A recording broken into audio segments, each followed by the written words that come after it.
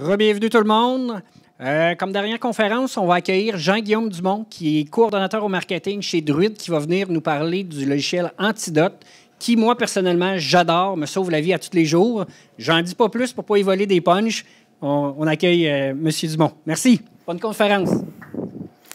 Merci. Bonjour tout le monde. Alors, je vais vous parler d'Antidote. C'est un logiciel qui est assez connu, mais à main levée. Je vous fais déjà participer d'emblée. Levez la main ceux qui connaissent le logiciel. Excellent, une grande majorité. C'est très bon. Alors, est-ce qu'il y en a qui peuvent me dire maintenant, c'est quoi les 3 composantes principales de ce logiciel? Un peu plus difficile. Oui, involontaire? La correction. Qu'est-ce qu'on retrouve d'autre? Oui? Un volet grammaire, OK. Dernière chance pour un des 3e volets. Et les dictionnaires. On a affaire à des experts. Donc, oui, Antidote, c'est surtout connu pour le correcteur. On a également des dictionnaires. Et pour aller avec votre intervention sur la grammaire, on a des guides linguistiques. Encore une fois, à main levée, qui utilise Antidote sur son ordinateur? OK, ce n'est pas tout le monde. Très bien. Mais je vous rassure tout de suite, ceux qui l'utilisent régulièrement, comme ceux qui ne l'ont jamais utilisé, cette présentation, elle est pour vous parce que vous soyez un néophyte ou un initié, ça va vous être utile. La plupart des gens qui utilisent Antidote, c'est un peu comme leur cerveau, ils n'utilisent que 10%. Okay? La plupart des fonctions qui sont utiles, elles sont méconnues. Et mon objectif aujourd'hui, ça va vraiment de vous présenter les fonctions les plus utiles, mais spécifiquement pour les entrepreneurs. Je vais commencer par une petite anecdote personnelle. J'étais moi-même un jeune entrepreneur. Ma compagnie que j'ai démarrée s'appelait Iboulab. C'est une compagnie de création de jeux vidéo éducatifs. On a choisi un nom rapidement qui se prononce aussi bien en français qu'en anglais. Mais après avoir incorporé l'entreprise, il y a des anglophones qui sont venus nous voir et qui nous ont dit, tu sais, Iboulab, nous, on le lit Iboulab. Ce n'est pas un très, très bon nom si tu veux percer aux États-Unis. Alors, ça nous a un peu paniqué. Mes associés et moi, on s'est dit qu'il faut absolument qu'on remplace notre nom par un meilleur nom bilingue. Puis, on voulait respecter la charte de la langue française, mais on ne voulait pas ajouter le mot « studio ». On voit ça souvent dans les jeux vidéo. Et puis, finalement, on aimait bien notre petit hibou, qui est le symbole du savoir. On voulait le garder, mais ce n'était pas évident. S'il y en a qui ont ici commencé à faire des réflexions sur leur nom d'entreprise, ils savent que c'est un processus qui est très long. Alors, pour nous, ça nous a pris 6 mois de réflexion, une longue liste de 120 noms. En plus, on voulait avoir le .com, c'était très compliqué.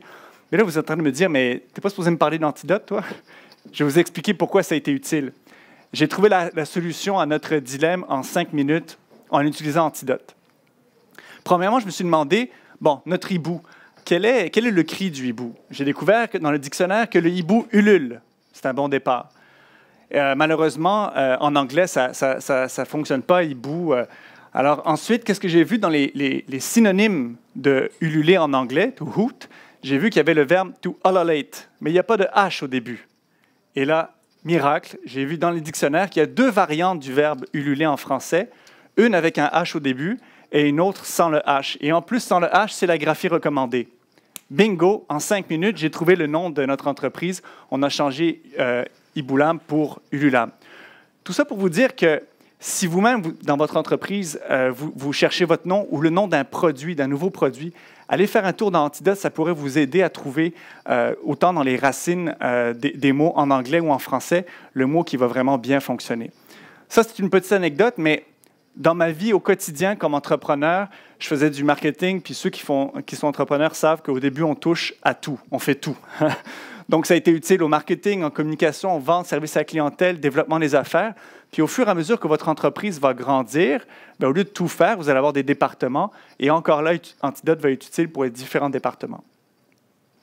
Mais j'entends ceux qui me disent, « Écoute, Jean-Guillaume, je démarre mon entreprise.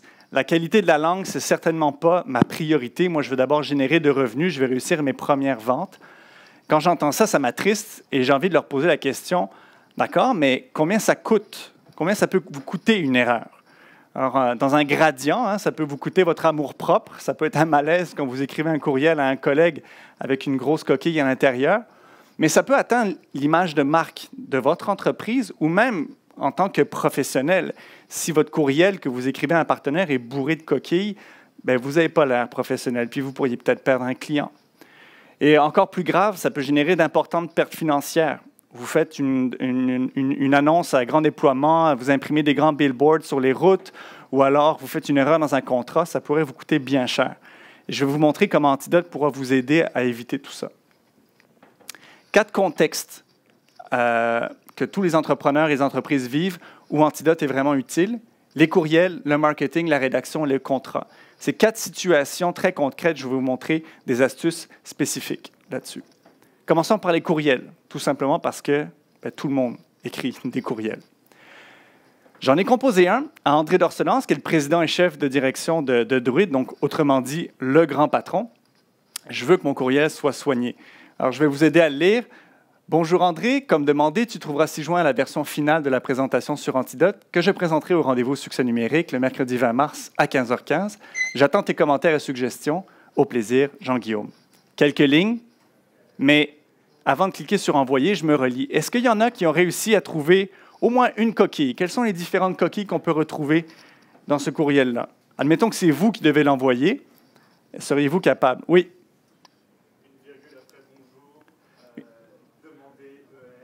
Demander ER, d'accord, ça aurait dû être le participe passé avec accent aigu. Est-ce qu'il y en a qui voient une autre coquille? Admettons que je corrige le demander ER. OK?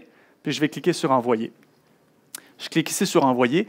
Lorsque vous avez Antidote installé sur votre ordinateur, la technologie anti-oops a détecté une ou plusieurs erreurs, se lance automatiquement et votre texte est importé dans la fenêtre du correcteur. Évidemment, la première, la plus grosse, c'est demander ici. Je peux avoir des explications en approchant mon curseur. Je double-clique, ça corrige automatiquement l'erreur dans le correcteur et ça va le refléter dans le courriel.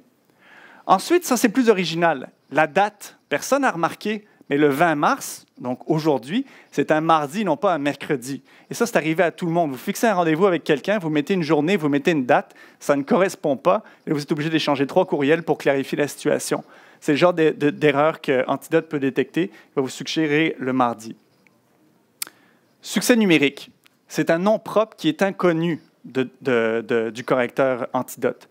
J'ouvre une parenthèse là-dessus pour vous parler des dictionnaires personnels. C'est un outil qui est généralement pas utilisé par les gens, mais ô combien pratique. Par exemple, dans mon dictionnaire personnel, je peux rajouter des sigles, comme le sigle la BDC, la Banque du développement du Canada. C'est une banque, c'est au féminin. Je peux ajouter l'acronyme dans mon correcteur personnel et spécifier qu'il est au féminin. De cette manière-là, lorsqu'il y aura un accord à faire au féminin, Antidote va être capable d'analyser correctement la phrase. Je ferme la parenthèse au dictionnaire personnel, je reviens dans mon correcteur. Donc, on avait des coquilles, mais il y a aussi toutes sortes d'alertes. C'est des suggestions on vous demande de...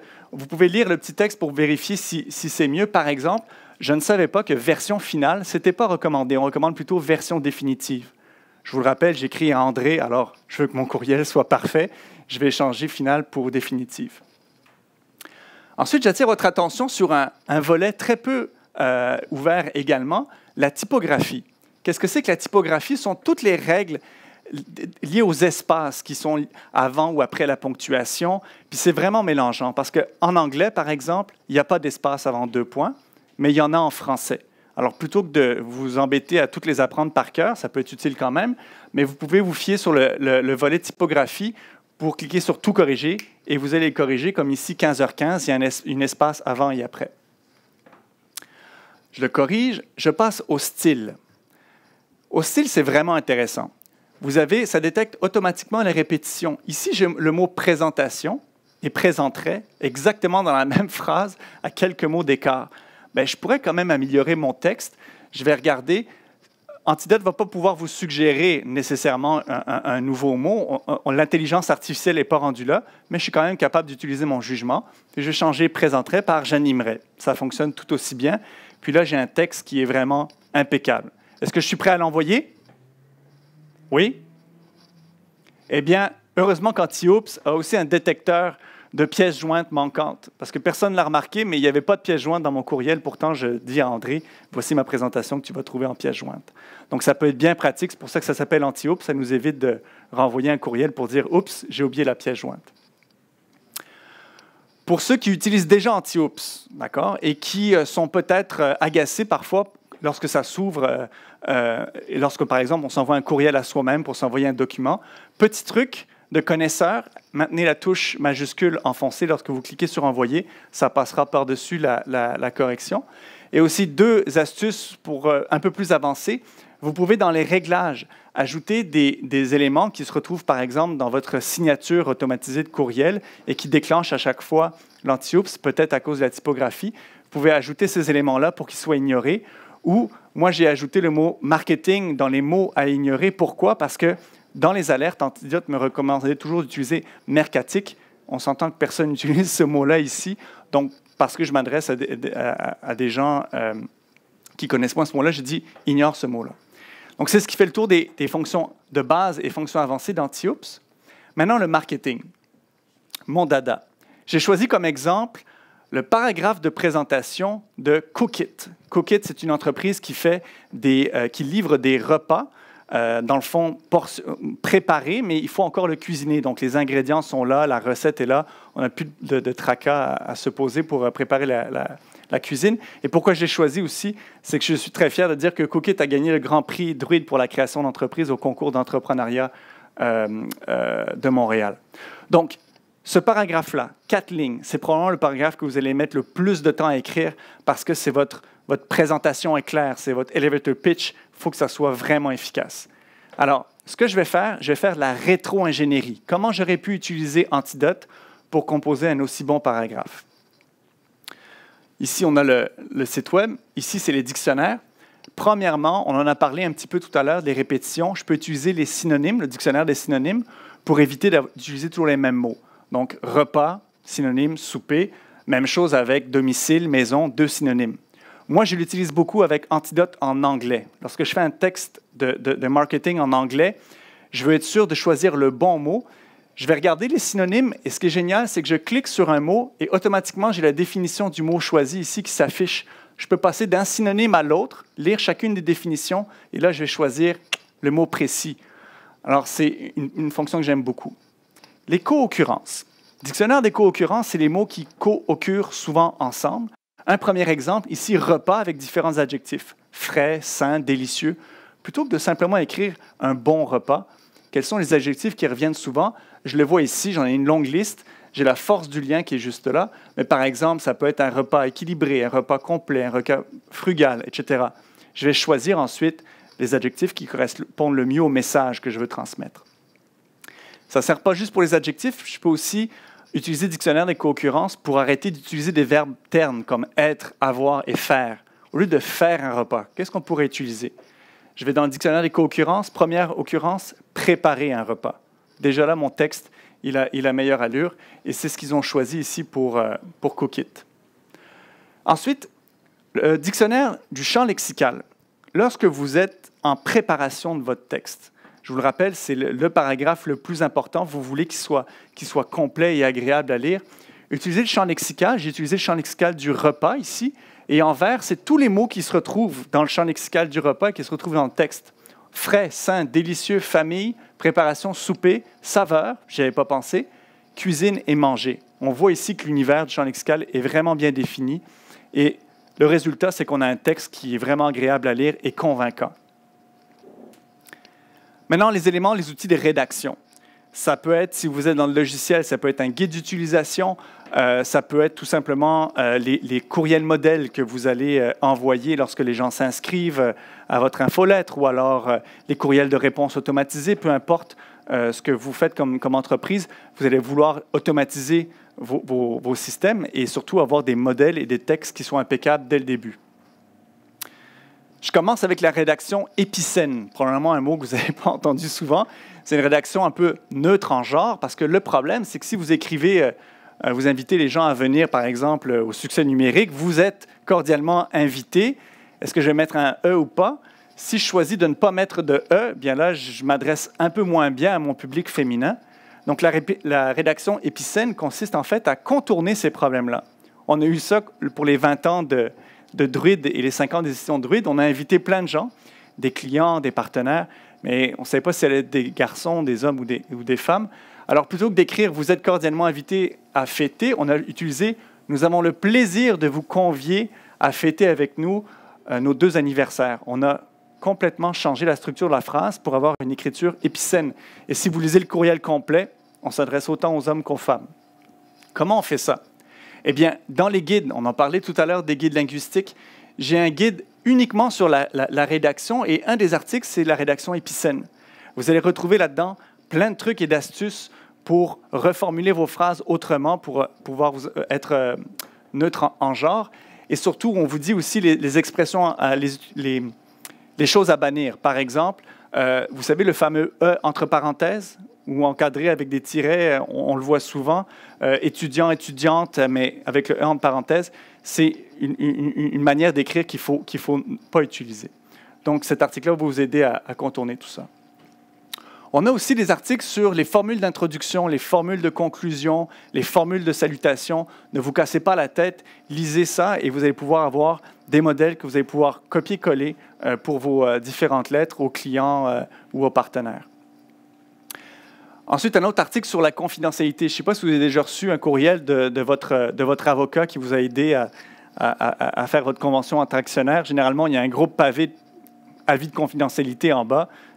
La plupart des gens ne le lisent pas, mais en gros, ce que ça dit, c'est ne partagez pas le courriel à personne d'autre parce que son contenu s'adresse uniquement à vous. Bien, plutôt que de réinventer la roue, on a 3 exemples de paragraphes que vous pouvez récupérer et mettre dans vos courriels lorsque vous envoyez, par exemple, un contrat à un partenaire. En anglais, parce que Antidote est en anglais et en français pour ceux qui achètent le module, on a Business Writing.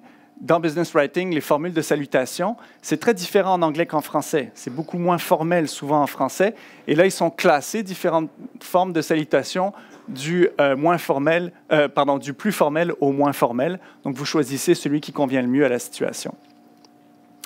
Les ressources complémentaires, ça aussi, c'est quelque chose de bien utile. Quand vous êtes dans les dictionnaires, vous allez revoir en bas le GDT, que est le grand dictionnaire terminologique de l'Office québécois de la langue française, et le Termium du gouvernement du Canada. Qu'est-ce que c'est? Dans mon exemple ici, j'ai le mot « infobulle » que je vais utiliser dans mon guide d'utilisation sur Antidote, par exemple. Je cherche le bon terme en anglais. Pas évident. Je clique sur, par exemple, le GDT et je vais retrouver tout un article de l'Office, du GDT sur Infobulle. Ça me donne même les équivalents, les bons équivalents en anglais. Même chose pour Termium. Donc, en anglais, Infobulle, on dit « tooltip », okay? Et non pas « pop-up ». Donc, les ressources complémentaires vont être bien utiles. Écriture des sommes d'argent. Vous voyez grand, vous voulez faire des ventes à l'international, vous vendez à des Canadiens, vous vendez à des Américains, à des Européens. Comment on écrit une somme d'argent? Est-ce qu'il y en a qui peuvent me dire entre A, B, C ou D, quelle est la bonne manière d'écrire ici le montant? Excellent, vous avez le bon réflexe, parce que ce n'est pas la même chose en anglais et en français. Je vais vous dire en français. Oui? La version A. OK. Est-ce qu'il y en a qui ne sont pas d'accord? Oui? Pourquoi? Parce qu'ici, ça devrait être une virgule. Bien, un peu comme la présentation précédente, je vous ai piégé, je suis désolé. Il n'y en a aucune qui est bonne.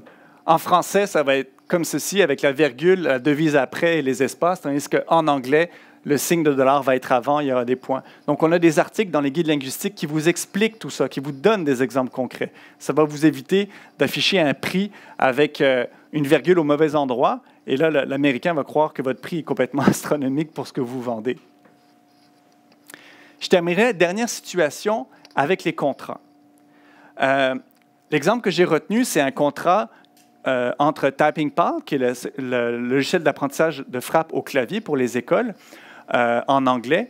Et c'est un contrat de confidentialité pour préserver, pas de confidentialité, mais pour préserver les données des élèves. Beaucoup de pages à lire, c'est vraiment pas évident. Alors, pourquoi ne pas utiliser le correcteur pour réviser le texte sous différents angles? La première chose, c'est que je vois ici que le nombre écrit en chiffres ne correspond pas au nombre écrit en lettres. Et ça arrive souvent lorsqu'on fait des échanges avec des partenaires, qu'on négocie, paiement 30 jours, non, 60 jours, on change le 60 en chiffres, on oublie de le changer en texte. Antidote va pouvoir le détecter. Et ensuite, j'attire votre attention vers les prismes de révision. Pragmatique, sémantique, lexique et logique. On n'est pas là pour chercher des fautes, on est là pour analyser le texte. Je commence avec pragmatique.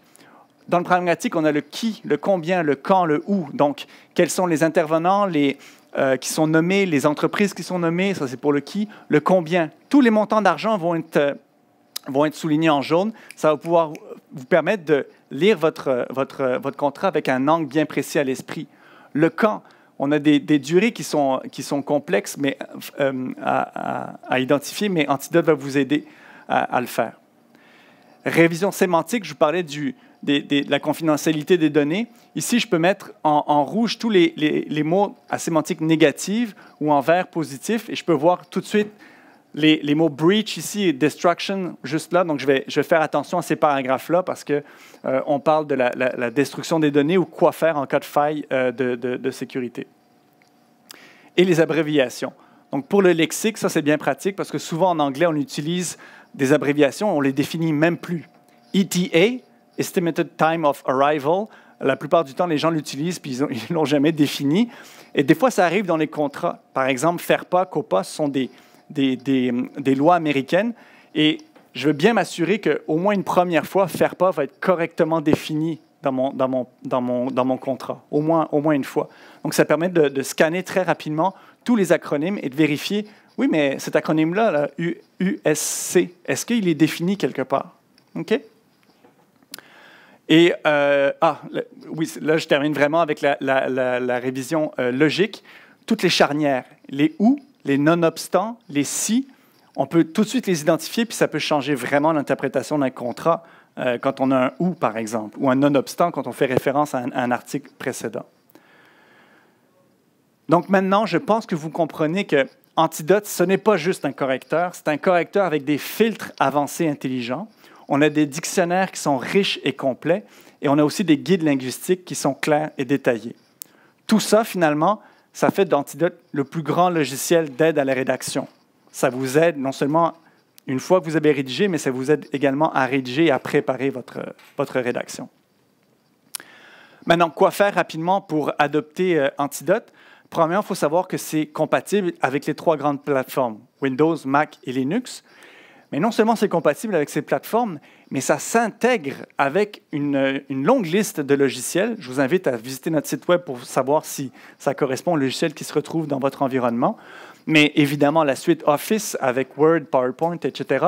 Mais les logiciels comme Apple, Mail et tout, et des logiciels plus spécialisés, par exemple en traduction, SDL Trados, ou alors quand vous faites du développement web, le langage Markdown. Donc, allez voir notre site web, vous allez pouvoir découvrir cette liste-là et vérifier ça. Ensuite, on a 2 modèles de licence. La licence monoposte, que vous pouvez installer sur un seul ordinateur, d'accord? Ou dans le cadre d'une utilisation familiale, jusqu'à 3 ordinateurs. C'est-à-dire, je peux l'installer sur mon portable et mon iMac à la maison, il n'y a pas de problème. Pour toute autre utilisation, pour une entreprise, c'est une installation par ordinateur. Et pour les jeunes entreprises, on a la licence multiposte, donc à partir de 5 postes. Et l'avantage de ça, c'est que c'est à pallier le prix dégressif. Plus votre licence est importante, moins vous aurez à payer pour le logiciel. Et finalement, Antidote, évidemment, ça fait 20 ans qu'Antidote est disponible en français. Depuis 3 ans, Antidote est également disponible en anglais. Et en achetant le module complémentaire, vous allez pouvoir avoir un Antidote en français et en anglais. Alors, c'est ce qui termine cette présentation. J'espère que pour les initiés ou les néophytes, ils ont appris des choses. Évidemment, je suis disponible pour les questions. Vous en aviez une? Oui? Monsieur, mais moi, je voulais demander, concernant tous les collecteurs, tout, parce que moi, j'ai interviewé, pas interviewé, mais j'ai vu sur Internet, tu sais, bon, ben là, il y a des critiques, il y a des sites, il y en a c'est constructif, il y en a d'autres que c'est moins. Puis, ça peut-tu, comme corriger, comme moi, je fais beaucoup de fautes. Je n'ai pas une grande scolarité, là. Mais sauf que là, il faut que je m'adresse à du partenariat. Alors, je n'ai pas le choix là, de devenir professionnel. Je ne veux pas être obligé de déranger quelqu'un à tout bout de champ pour rédiger faire la correction de mes textes. Premièrement, la chose qui est importante, il n'y a aucun correcteur qui est capable de remplacer le cerveau humain. Souvent, le correcteur d'Antidote va vous demander de faire preuve de jugement et de vous relire parfois la syntaxe de la phrase lorsqu'il manque un mot ou le logiciel n'arrive pas à la comprendre. Ça va être souligné avec des petits points pour vous dire analyse partielle. Et là, si vous relisez tranquillement, moi-même ça m'arrive, je relis tranquillement, je me dis, ah ben c'est pour ça qu'Antidote n'est pas capable de comprendre la phrase, il manque un « de » dans la phrase, je l'ajoute, tout d'un coup, l'analyse est capable de se faire, puis ça va vous repérer les erreurs qu'il y a ou pas. Puis en termes de performance, comment on se compare aux autres, on a nos développeurs chez nous qui ont fait des tests comparatifs avec des textes quand même très, très complexes. Et à chaque fois, on arrive à battre les autres concurrents. Ceci dit, encore une fois, avant de double-cliquer chacun des mots qui sont soulignés en rouge, on vous donne justement des explications. Lisez les explications, regardez, jugez par rapport à la phrase avant d'apporter la correction. De temps en temps, c'est une surdétection, on appelle ça dans le langage de programmation, une surdétection. Mais si vous lisez l'explication, vous ne ferez pas l'erreur d'accepter une correction qui ne devrait pas l'être. Mais je suis persuadé que ça peut vous aider. Autant pour ceux qui ont des difficultés en français que ceux qui sont des experts en français, comme moi en marketing, par exemple, les synonymes. L'idée, je ne cherche pas à corriger ma phrase, je cherche juste à trouver le bon mot. Donc, ça peut être utile dans d'autres contextes. Est-ce que j'ai bien répondu à votre question? Super. Vous en aviez une aussi? C'est bon. Donc, on va remercier Jean-Guillaume Dumont. Excuse-moi. Jean-Guillaume Dumont. Jean-Guillaume Dumont pour sa présentation du logiciel Antidote. Puis, on se donne un rendez-vous à 6 h pour les Fuck Up Nights. Merci. Merci beaucoup.